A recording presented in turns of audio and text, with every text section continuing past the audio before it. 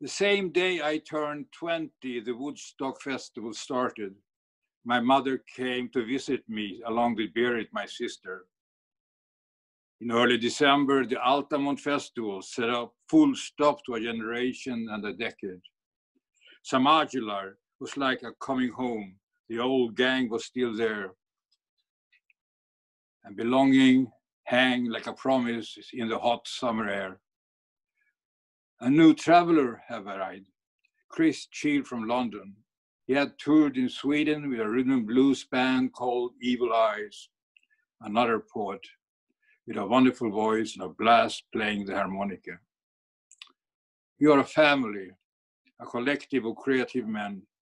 Antonio from Fano, artist and poet, India Bam and Biennale King, beat and freak, the man who gave me days and new direction and a new vast content. Ronald, long and colored from Chicago, Black Panther and rabid poet, read his poetic manifesto aloud of black man's strength and beauty, of my white man's decadent and moribund society. George from Zurich came recently from an ashram in India, where he had studied the Vedas and Russian mystics. And Kosha Morishita, the man with an eye for the feelings of how this and thoughts behind them. The artist that finally gave me the hills and the branch full of fruit with its impossible weightlessness. I read and followed the living theater of Anton Artaud, a fate of strong will bordering to the unlikely. I traveled with him among Mescal Indians and kept him company there during the years spent in a mental hospital. I had long conversations with Rabindranath Tagore, and I often woke up in Russia in late 19th century. Thank you.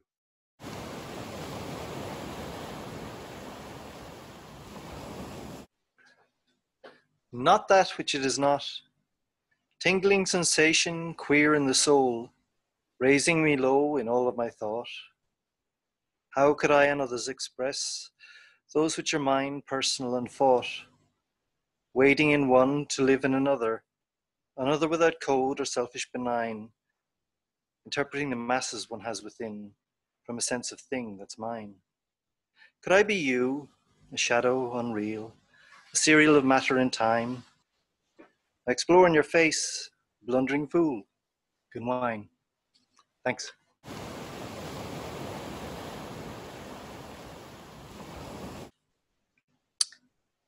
Våra färger var mossgrönt och vinrött. En för det varma ruset och en för långsam täckande mjukhet. Som en månskensdunkel skogsutflykt. Shiraz på bergshällen. När du brände hål i min röda skjorta med cigaretten. Tog jag av dig skådespelets gröna tröja och vi var blekt hudfärgade. En flaska vält i mossa och vinets rännilar passerar under till det grå och hårda. And here it is in English. Our colors were moss green and burgundy. One for the warm intoxication and one for the slow creeping cover of softness. Like a dim forest excursion in the moonlight, Shiraz on the lichen-padded cliff. When you burned a hole in my red shirt with the cigarette, and I removed your green shirt of spectacle, and we were skin color pale. A bottle overturned in moss, and the runlets of wine pass beneath in the grey and hard. Thank you.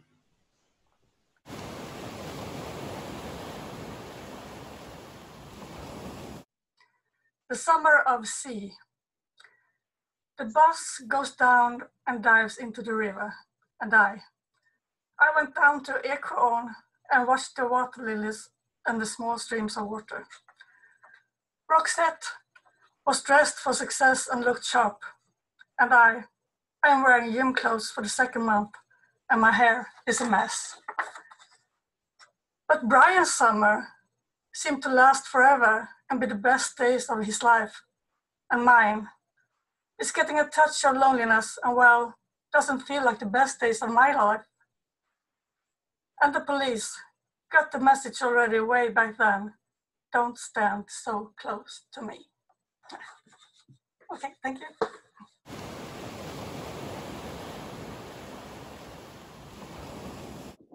So I will read a poem called Two Red Berries.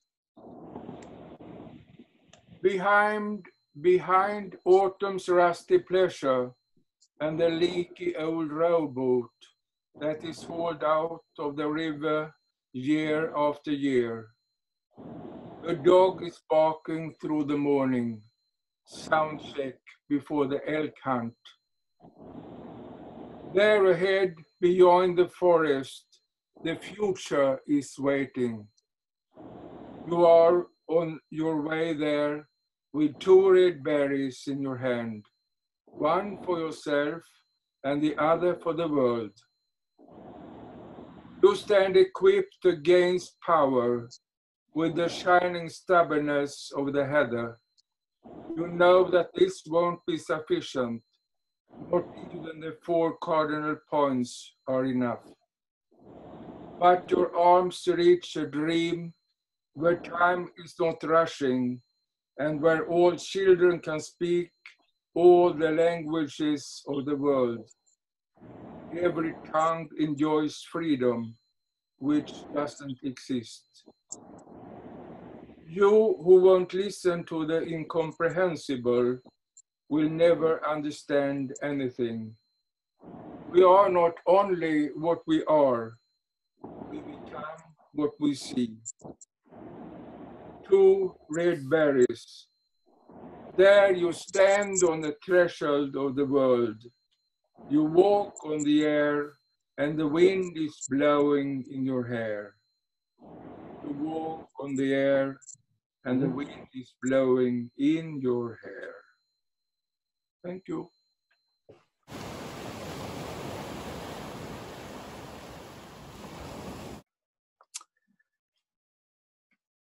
Det sista ordet i den sista raden, i den sista dikten som finns med i de 2 första upplagorna men inte i den tredje, vilken är den enda vi har att tillgå. Vardagen som ett referensarbete, ett hänvisande till källor som inte finns. Ett hopplöst företag som inger hopp. En självgod sensation som vi gör vårt yppersta för att motverka. Denna motor, detta sniffande. Vi klickar oss igenom kartotek efter kartotek, förlöser dokument efter dokument, stjälper sida efter sida över ända. En arbetsseger, ett kroppens myteri, våra trötta men nöjda underarmar som övernattar i ett arkivskåp någonstans. Om natten fördömer våra drömmar i lager av dröm på lager av dröm. Denna kontraproduktion, detta förräderi. Men nu dessa ord, därav dessa ord.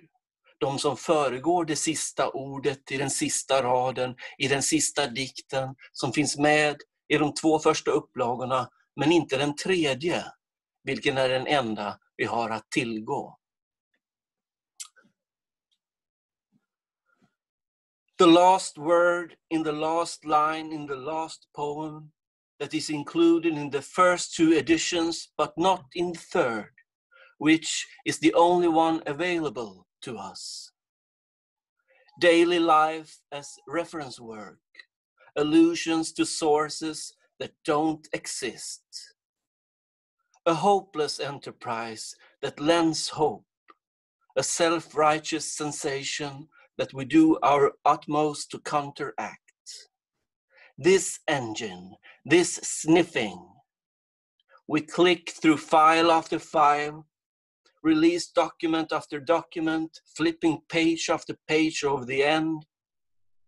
A work victory, a mutiny of the body, our tired but happy forearms asleep in a dark filing cabinet somewhere. At night, Our dreams condemn our dreams in layers of dreams upon layers of dreams. This counterproduction, this betrayal. But now these words, hence these words that precede the last word, in the last line, in the last poem that is included in the first 2 editions, but not in the third, which is the only one available to us. Thank you very much.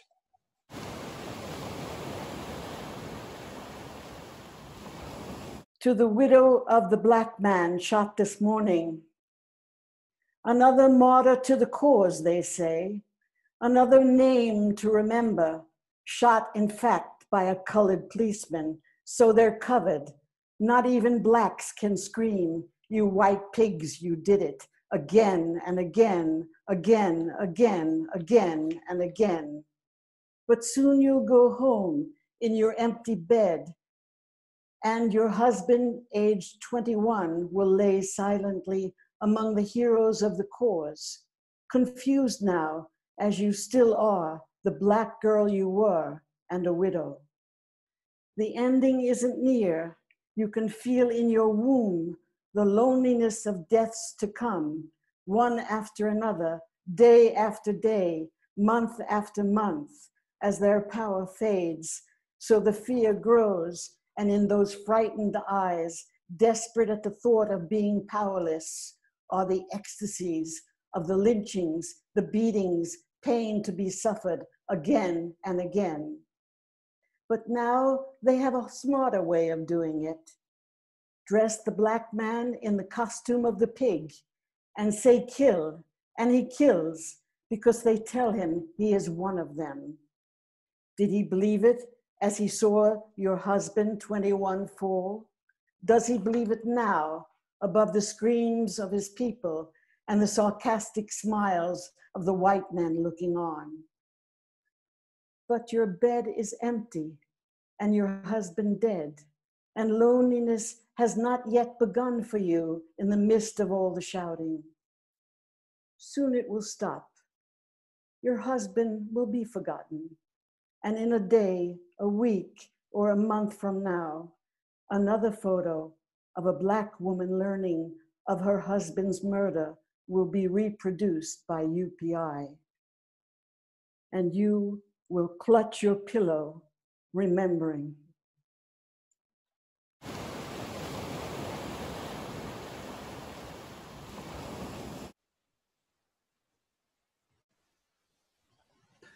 Over the telephone, you lost your language, your weight, that last seriousness you still. I was not going to cry at your funeral, but I cried nonetheless. This bird's flight, and so on. It was worse than silence. That presence as an entire room incarnate, that cliche of an invisible shadow there, no, there. Like an old unmarked postcard out of a drawer. Like going to the market and coming back with just that carton of cow's milk. Absent like something in flight. To say something, to miss someone else's flight, to lose your clothing. Finally, we were that same age. I sat on the back row hating you. Today, you're there like any other emptiness. Jaget en är exakt lika med det sociogeografiska, det benämnda motståndet som genom. När det ses är det inte där. Det rör sig om en inre rörlighet. Allt yttre är också här, där fingret pekar som utmanöver. Glesnande, under lagret av disproportionerliga ytor. Det var alltid för mycket för att hantera. Raster. Att snarare ingenting än språket i det. Gesten en slutgest. En trovärdighetsprincip, en lösningsgrund. kaffe. Att handha i den sura som den som stillatigande rörelse. Som att lösa en, inte handla alls. Att se konstruktionens mönster mellan dess gränser, personan, lagen och är så vidare, medvetslösheten. Versläror, versrörelser, att snarare ingenting annat än språket i den. Språket finns utanför sinnenas räckhåll, mellan intuitivt och tvärdiskursivt. För att ses måste allt ses på nytt. Måste alla ting raseras. Alla ting låter sig raseras.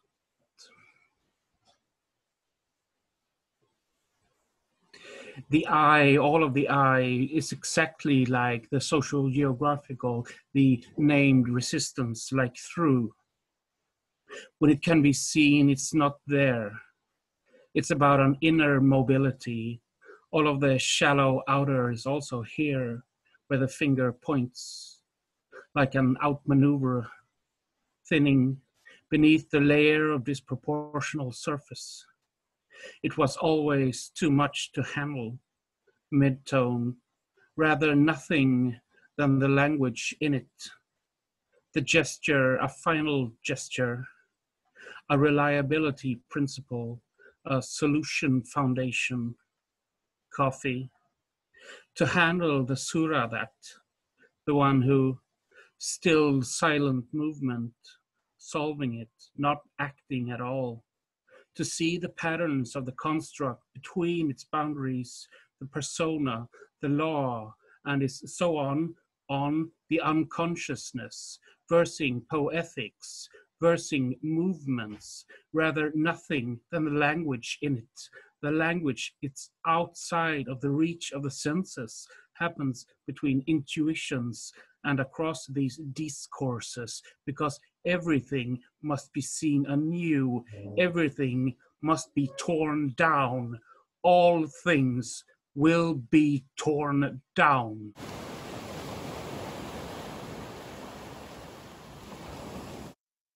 In the foreign city with an incomprehensible language, you are walking along unfamiliar streets.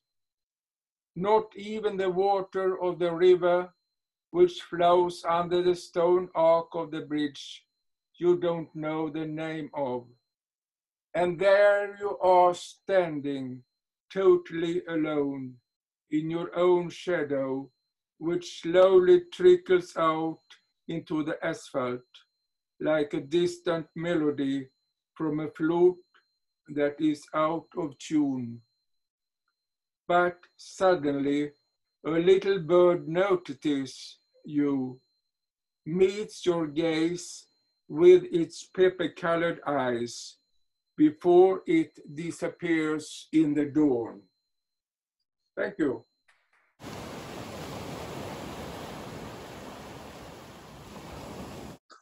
Good evening. I'm going to read a poem in Swedish and in English. Det heter Arbetsliv. Mellanchefen använder en av sina anställda som ett övningsfält för konflikthantering. Den anställde kryssar sig fram som ett fyll och ett minfält, förvånad över den nya ordningen. Working. The middle manager used one of his employees as a training ground for conflict management. The employee crossed himself like a drunk in a minefield, surprised by the new order. Thank you.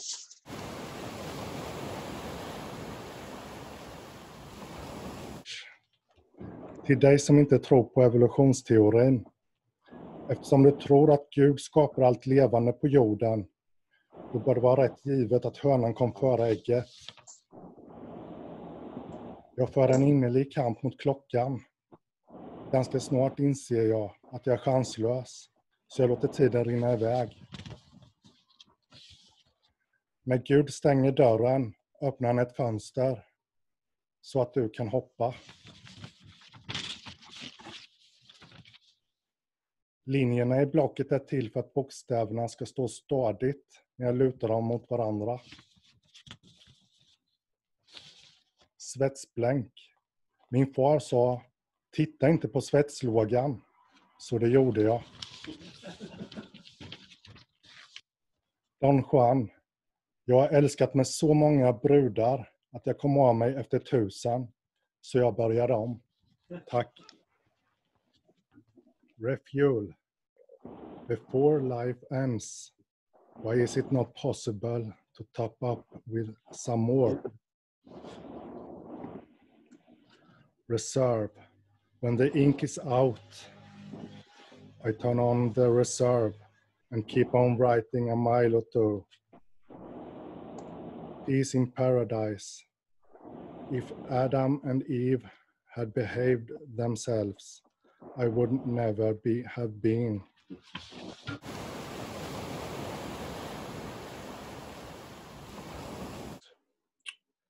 One morning I sat on my bed. Ginger, one of our cats, was also there sleeping. The cat was the first to sense that something serious was about to happen. It started as a vibration. At first, I thought, it's me. But when the lamp in the ceiling started to shake even more intense and wild, when the bed started to move, I too realized earthquake. Everyone rushed out into the yard, hoping the wall would fall. After a few minutes, everything was as it was before, and we soon got new light bulbs. That Christmas, we made candle-lit mobile of cardboard and colored cellophane. 2 cylinders spun in opposite direction with fans driven by heat from homemade oil lamps. Stars and planets, mythical creatures, flowers and birds, everything danced back and forth on a large grease paper screen placed in front of the cylinders. The cylinder cutouts met and separated, constantly shifting colors. Even the prison director came to visit us and spend some time with us, fascinated by the show. When I first heard the word, I thought of Camus. However, the rats, larger than beavers, still made it up through the hole in the floor between the footsteps of the toilet. We read in the Turkish papers how the plague raged outside the walls, the hospitals were overcrowded, and many died. We were vaccinated with one giant syringe, with enough vaccine for a whole ward. No one had ever heard of blood contamination. In our sieged city, the wait during the cholera epidemic was long. Visits were forbidden, and I thought of Camus. Willie showed up one day, a young and positive American with juggling balls and a neon-colored frisbee. He was happy until the day he got sentenced. It got worse when the prosecutor succeeded in his appeal. Willie got 30 years for his 2 kilos. We spent many hours together talking about everything and nothing. He eventually gravitated towards the heavier birds, those who always steamed with dissatisfaction, with no possibility of seeing the whole picture. He wanted to escape. One day, there was a commotion between Hans and Siad, the Syrian guy in charge of tea and dope. After a dispute, Siad threw Hans' cat down the garbage chute, never to be seen again. Hans boiled cough medicine that he injected. Heinz was a magpie man, short and strong. Claudio was an expert of what was of value in old Byzantine churches, dotting the Turkish countryside, and he took it with him. Society within a society, forced into a new seeing, with a pale presence moving in days that rarely were enough.